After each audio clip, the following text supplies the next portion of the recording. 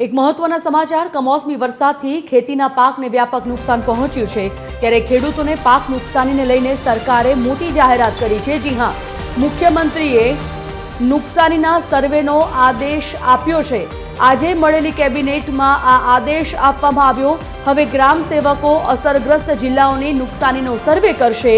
સર્વે બાદ રિપોર્ટ આપવા માટેના આદેશ અપાયા છે। રિપોર્ટ બાદ સરકાર સહાયની જાહેરાત કરશે।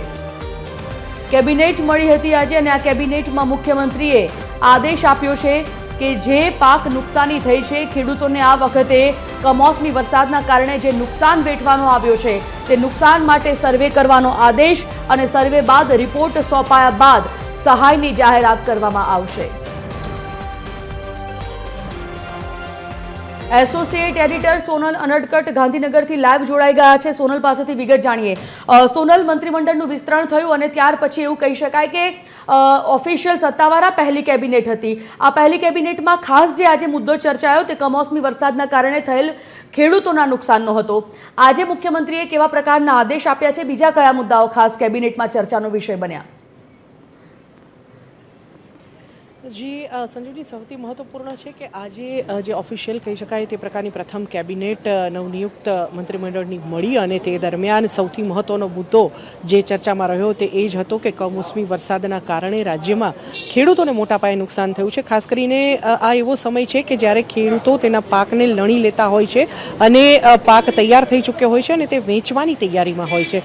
પાક હવે જ્યારે વેચાણની તૈયારી પર આવી ચૂક્યો હોય ત્યારે બહુ મોટા પાયે ખેડૂતોને નુકસાન થતું હોય છે, કેમ કે તેમની તમામ જે કમાઈ છે તે પાકની પાછળ તેમણે લગાવી દીધી હોય છે અને આવા સંજોગોમાં હવે જ્યારે પાક વેચાણના સ્તર પર હોય અને વરસાદ પડે તો સૌ જે પાક તૈયાર પાક છે તે પલળી ગયો છે, આવી ફરિયાદ ઠેર ઠેરથી અન્ય જિલ્લાઓમાંથી રાજ્યભરમાંથી ઊભી થઈ રહી છે અને તેના પગલે સરકાર પણ ક્યાંક ને ક્યાંક એક્શન મોડમાં આવી ગઈ છે। સૌપ્રથમ તો સરકાર તરફથી જે વિવિધ જિલ્લાઓ અસરગ્રસ્ત જિલ્લાઓ છે, ભાવનગર, જૂનાગઢ સહિતના જે વલસાડ સહિતના જે જિલ્લાઓ છે, અમરેલી છે, આ તમામ જિલ્લાઓમાં જે મંત્રીઓ છે તેમને 5થી વધુ મંત્રીઓને મોકલી દેવામાં આવ્યા છે।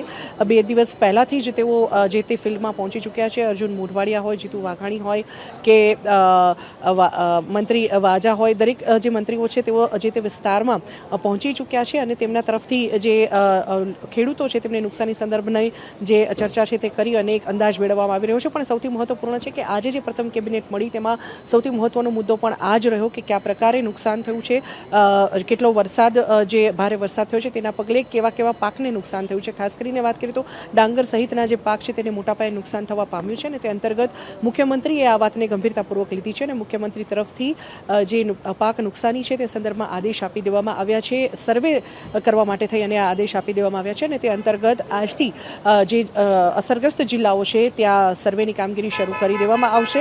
આગામી લગભગ 15 દિવસમાં હવે ગ્રામ સેવકો જે છે, સરકાર જે સર્વે કરાવતી હોય છે નુકસાની તો ગ્રામ સેવકો મારફત થતો હોય છે અને ગ્રામ સેવકો હવે જે તે અસરગ્રસ્ત જિલ્લાઓ છે તે જિલ્લાઓમાં જઈ અને નુકસાનીનો સર્વે કરશે, ખેડૂતોને મળશે કયા પ્રકારના પાકનું નુકસાન છે, કેટલું નુકસાન છે, આ તમામ વિગતોનો અભ્યાસ કરવામાં આવશે, સર્વે કરવામાં આવશે અને સર્વેનો રિપોર્ટ સરકાર સમક્ષ રજૂ કરવામાં આવશે અને રિપોર્ટના આધારે સરકાર સહાય આપવું કે વળતર આપવી તે જે મુખ્ય મુદ્દો અત્યારે જે સૌથી વધુ ચર્ચામાં છે ખેડૂતોના નુકસાનના સંદર્ભમાં, તેના સંદર્ભે સરકાર નિર્ણય લઈ શકે છે। કેમ કે આજે સૌથી મહત્વની વાત એ છે કે આજે જે કેબિનેટ મળી તેમાં મુખ્યમંત્રી તરફથી જે સર્વે છે તેના આદેશ આપી દેવામાં આવ્યા છે અને આ સર્વેની કામગીરી હવે રાજ્યભરમાં શરૂ કરવામાં આવશે। જે અસરગ્રસ્ત જિલ્લાઓ છે ત્યાં મુખ્યત્વે ગ્રામ સેવકો જશે, ખેડૂતોને મળશે અને કયા પાકની કેટલી નુકસાની છે તેનો એક અંદાજ મેળવશે। તેનો સર્વે તૈયાર થયા બાદ એ રિપોર્ટ તૈયાર કરવામાં આવશે અને રિપોર્ટ સરકારને સોંપવામાં આવશે અને ત્યારબાદ જે સહાયની જાહેરાત છે તે સરકાર તરફથી કરવામાં આવી શકે છે। પણ સૌથી મહત્વનું છે કે કિસાન સંઘ હોય કે ખેડૂતો હોય, ધારાસભ્યો હોય, કનુ